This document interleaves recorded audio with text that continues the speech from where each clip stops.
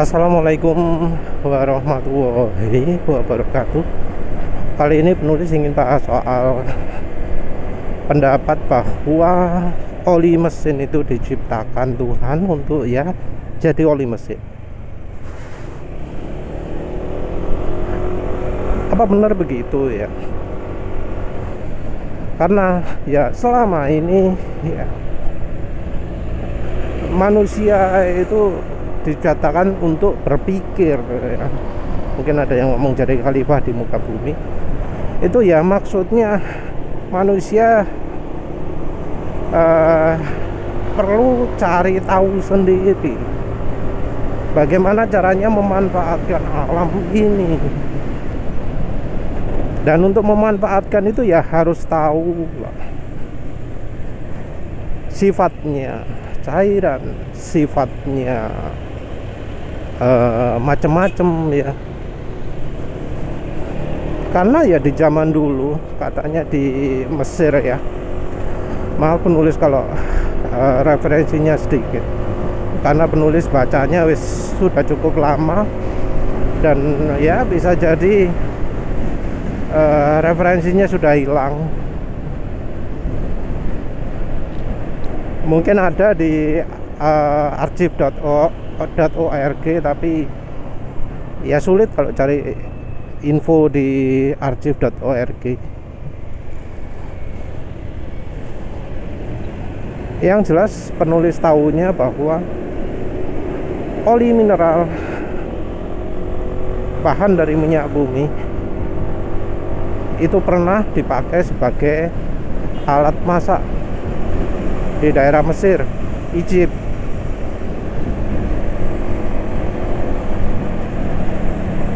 Di daerah Mesir ini ya dipakai untuk memasak sesuatu ya, roti kalau nggak salah,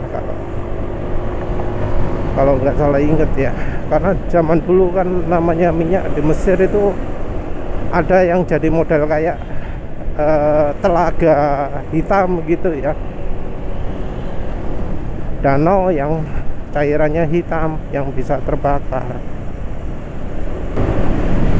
Nah di situ jadilah masakan.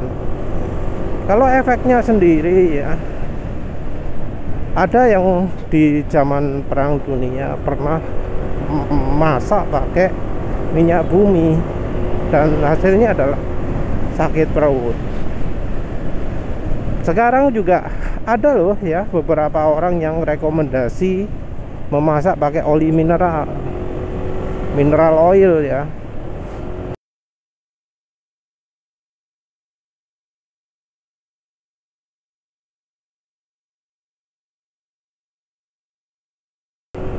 Tentu kalau ngomongnya mineral oil, terjemahnya jadi minyak mineral. Ya Indonesia ini sesuatu yang unik ya, dimana kata-kata minyak dan oli itu adalah sesuatu yang berbeda. Kalau minyak itu bukan untuk sesuatu yang spesifik, maaf maksudnya. Kalau oli itu sesuatu yang spesifik. Oli itu adalah sesuatu yang melumasi. Sementara minyak lebih general, minyak goreng gitu ya. Jadi kalau untuk goreng nyebutnya pasti minyak. Nggak ada orang kalau untuk goreng nyebutnya sebagai oli goreng, nggak ada. Sementara itu kalau di luar negeri namanya oli itu dipakai goreng juga. Untuk goreng apa namanya? Cooking oil. Untuk mesin apanya? Apa namanya? Engine oil. Semuanya pakai oil. Engine oil, gear oil, CVT oil. Mungkin kalau ATF agak beda ya, automatic transmission fluid. Tapi itu juga oil juga kan. Nah untuk masak ya mereka nyebut oil juga, cooking oil, vegetable oil, sesame oil. corn oil, semuanya pakai oil. Mau untuk masak, mau untuk mesin, mereka nyebutnya oil. Sementara itu cobalah lihat argumentasi orang-orangnya member grup oli atau yang lainnya ya. Oli ya oli, minyak ya minyak, nggak sama gitu kan. Ya, itu kalau di Inggris kan jadi sesuatu yang sesuatu yang aneh gitu ya, karena ngomongnya jadi oil is oil. Terus yang berikutnya juga oil is oil. Oil cannot be the same as oil. Padahal sama-sama oilnya disebut beda ya. Tapi ya ini kalau kita ngomong soal istilah ya, balik lagi ke bahasannya ya. Nah dulu minyak bumi itu pernah dijadikan minyak masak ya, oli masak, minyak masak. Nah di zaman dulu juga yang namanya minyak sawit itu justru sebuah komoditi negara jajahan yang dipakai untuk pelumas industri. Jadi kalau untuk pelumas industri ini lebih mudah ya cari informasinya. Jadi kita tinggal lihat sejarah saja ya, history of palm oil ya, atau kalau kita cari dalam bahasa Indonesia ya ada juga sih referensinya. Di zaman dulu minyak sawit itu juga komoditi yang dicari oleh negara penjajah untuk dipakai sebagai pelumasnya oli mesin, oli industri ya, pelumasnya mesin industri, sorry.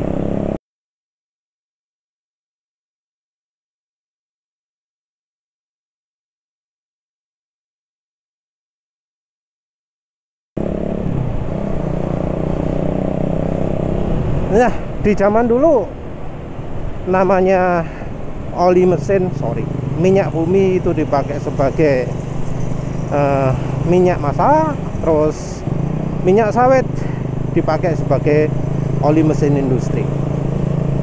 Itu realitanya ya. Terus mengapa bisa terjadi perubahan itu? Pada tahun 30-an ya kalau nggak salah, untuk melumasi mesin kendaraan, mau mobil atau pesawat terbang atau manapun lah ya, yang dipergunakan adalah minyak nabati kebanyakan. Mungkin banyak yang sudah tahu yang namanya castor oil, tapi di saat itu juga palm oil juga dipakai. Maaf kalau yang untuk palm oil penulis sudah lupa informasinya dari mana ya, tapi saat itu banyak yang pakai bahan nabati ya, kayak dari kayak dari Kanada ya. Kanada pakai minyak bunga, apa sih jenenge, raspberry, mbola maple ya, maple atau apa lah bahasa Indonesia ini, maple apa sembola, pokoknya nang Kanada itu pakai minyak dari nabati, dari bahan bunga. Jadi namanya oli zaman dulu itu pakai bahan nabati. Kenapa pakai bahan nabati?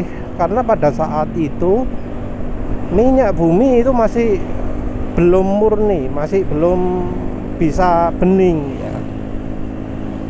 Kalah sama pemrosesan dari minyak nabati. Minyak nabati bisa jadi bening, bisa jadi macam-macam. Ya tentu namanya penerapan ada beberapa kelemahan, seperti misalnya kalau minyak minyak castor oil ya, minyak jarak, itu kelemahannya adalah kalau bahan bakarnya bensin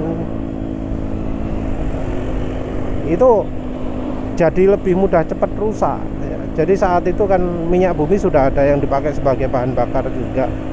Nah kalau bahan bakarnya dari minyak bumi pakai campurannya castor oil, piston bisa ngejim, bisa macet. Jadi saat itu ya namanya bongkar mesin itu jadi banyak. Walau kemudian jadi ada perkembangan di mana ketika castor oil dicampur dengan PAG ya, polyalkylene glycol, itu tipe oli mineral ya, oli sintetik grup 5. Ketika castor oil campur dengan PAG, sifatnya itu jadi tidak terlalu agresif, jadi dicampur 50-50, bahan olinya jadi lebih ramah, nggak terlalu bikin macet piston. Sejak itu ya jadi populer yang oli castor oil. Tapi ini tentu pemakaian dengan oli campur bensin untuk mesin kendaraan 2 tak. Kalau 4 tak penulis nggak tahu, mungkin ada juga ya, tapi penulis nggak lihat. Nah, kemudian muncul yang namanya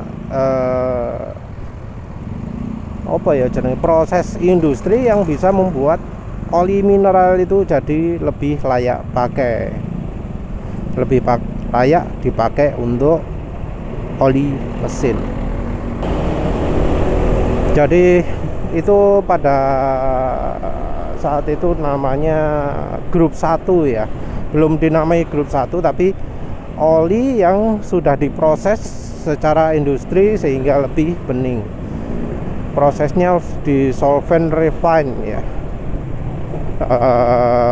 proses kimianya apa ya, melalui proses pelarutan opo lah wis bola. Mulai sejak itu minyak nabati jadi berkurang. Karena apa? Karena minyak bumi itu jauh lebih murah. Harga oli mineral itu bahan dasarnya jauh lebih murah daripada minyak nabati. Ya karena lebih murah jadi lebih populer. Dan itu malah menarik ya, karena ternyata dari Kanada kan sudah kadung terbiasa membuat minyak dari bunga tumbuhan ya. Terus karena sudah seperti itu ya jadinya ya, karena proses seperti itu akhirnya Kanada pun mengembangkan teknologi agar gimana caranya minyak dari tumbuhan itu lebih aman untuk dikonsumsi. Karena kalau dalam kondisi apa adanya akan berbahaya. Terus jadi ada namanya genetik GMO ya, genetically modified organism atau apalah itu ya, yang jelas direkayasa biologi sehingga tanamannya jadi tidak begitu berbahaya bagi kesehatan. Akhirnya jadi istilah canola oil.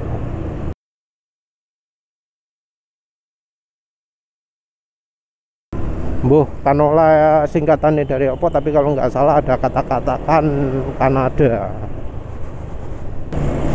Jadi uniknya itu ya, asalnya minyak nabati yang tidak layak dikonsumsi direkayasa genetik, akhirnya jadi tanaman yang kemudian jadi dibolehkan dikonsumsi.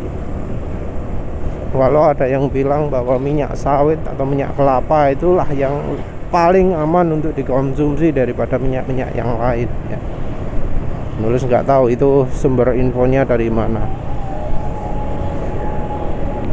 Di Indonesia sendiri minyak sawit itu asalnya bukan minyak untuk masak.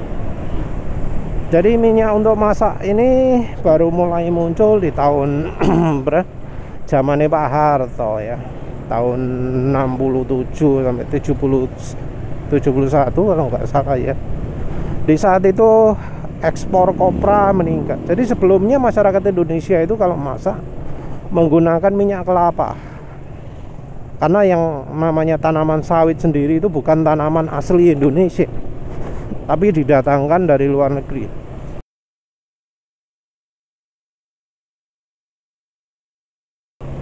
Tanaman sawit juga asalnya sebagai tanaman hias, bukan tanaman komoditi.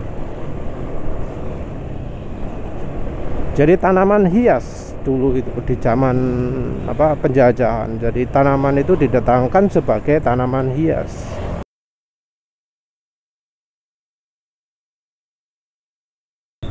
Terus ya memang ada upaya pengembangan ya. Jadi makanya ada perkebunan sawit hasil tinggalan zaman Belanda, karena saat itu minyak sawit jadi bahan komoditas untuk sebagai pelumas mesin industri ya, terutama itu. Di Indonesia mayoritas orang pakai minyak kelapa. Minyak kelapa itu ya minyak yang kalau di suhu ruangan jadi beku ya, ada putih-putihnya gitu kadang, itu minyak kelapa. Terus ya karena ekspor kopra meningkat, minyak goreng jadi langka, pemerintah pun memutuskan pakai minyak sawit saja. Kalau nggak salah ada beberapa kelemahan minyak sawit dibanding minyak kelapa, tapi penulis sudah lupa, wis gak penting. Yang jelas sejak itu ya baru orang Indonesia pakai minyak sawit untuk minyak goreng. Jadi secara tradisionalnya mulai zaman Majapahit gitu ya, katanya orang member grup Oli. Di zaman Majapahit orang itu nggak pakai minyak sawit, tapi pakai minyak kelapa.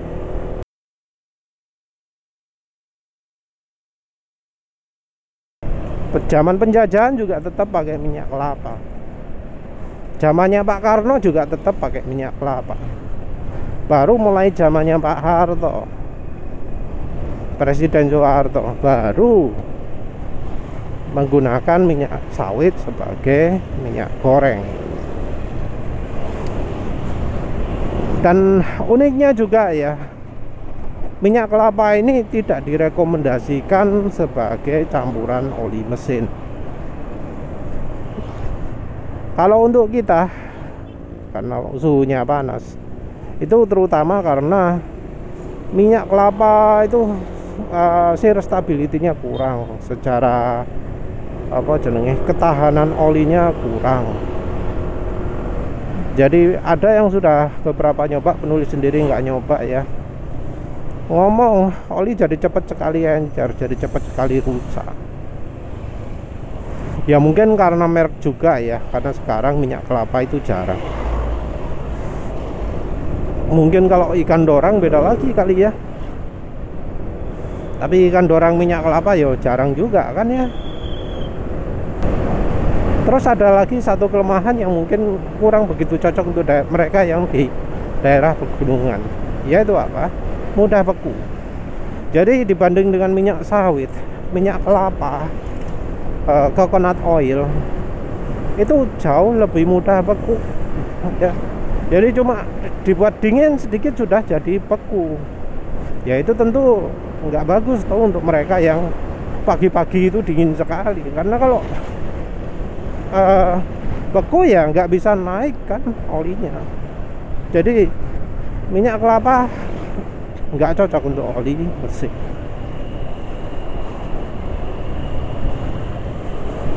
Nah, minyak sawit yang banyak ya, sebenarnya ya orang-orang juga lupa bahwa yang namanya minyak goreng itu nggak cuma minyak sawit saja.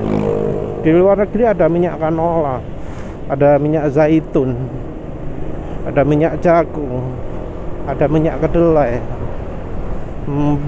minyak bunga matahari, wes sembuh apa maneh akeh ya. Minyak kacang wes sembuh lah, akeh pokoknya. Dan sifatnya juga beda-beda, kemampuannya juga beda-beda. Lalu namanya minyak sawit saja ya, beda merek juga beda efeknya. Apalagi ketika bahan dasarnya juga beda. Jadi kalau ngomong pingin nyoba minyak ini, ya kita harus lihat juga mereknya bagaimana. Kita harus lihat ya secara bahan dasar itu bagaimana. Ya sama sebenarnya dengan oli mesin. Oli mesin itu bahannya ya beda-beda. Cara pengolahan juga beda-beda. Hasilnya ya pasti akan beda. Walau memang sekarang ini kebanyakan pakai grup 2 ya. Nah, bicara soal oli mesin, kalau minyak goreng itu makin lama proses produksinya makin mumpuni, makin baik, makin awet olinya, makin tahan olinya. Kalau untuk oli mesin justru malah sebaliknya ya. Memang ada perkembangan, wah ada oli ini, cuma ya karena lagi-lagi masalah harga. Oli mesin diputuskan untuk menggunakan bahan oli yang paling murah, yang paling buruk. Sehingga hasilnya sekarang ini oli mesin itu kualitasnya pada jelek semua, walau harganya mahal, ratusan ribu, sampai dapat 280 berapa gitu ya, ada yang sampai 300, 400. Belum tentu bahan olinya bagus. Karena apa? Karena ya itu dari sumbernya sendiri mahal. Jadi sekarang bahan oli itu banyak yang pakai kelas grup 2. Penulis sebut kelas karena banyak yang pakai bahan daur ulang juga, yang secara klasifikasi masuk kategori grup 2. Nah, ini juga ya yang bikin yang namanya oli full sintetik kok cepat menguap, cepat habis. Kenapa? Karena itu aslinya oli mineral grup 2 yang dipaksakan jadi encer. Jadinya ya cepat menguap. Nah, harusnya kalau butuhnya oli encer ya, kekentalan 0W20 atau 5W30, pakainya adalah minyak nabati, yang kalau di Indonesia kesebut minyak goreng. Yang namanya oli mesin itu ya tentu ada sifat macam-macam. Ya sayangnya nggak ada ya yang mencoba membuat oli mesin dari minyak nabati yang pakai bahan RBD palm oil ini. Ya di luar negeri sudah ada, cuma kalau begitu masuk Indonesia ya harganya jadi sangat luar biasa. Yang dicari yang di Indonesianya ya. Yang sayangnya usahanya setengah-setengah dan ya kurang begitu populer ya. Karena ada contohnya merek BioFK, itu bahannya minyak goreng yang dicampuri aditif. Tapi sayangnya tidak dilakukan uji kekentalan, uji apalah gitu, sehingga ya informasi produknya minim. SAE produk olinya juga nggak disebut.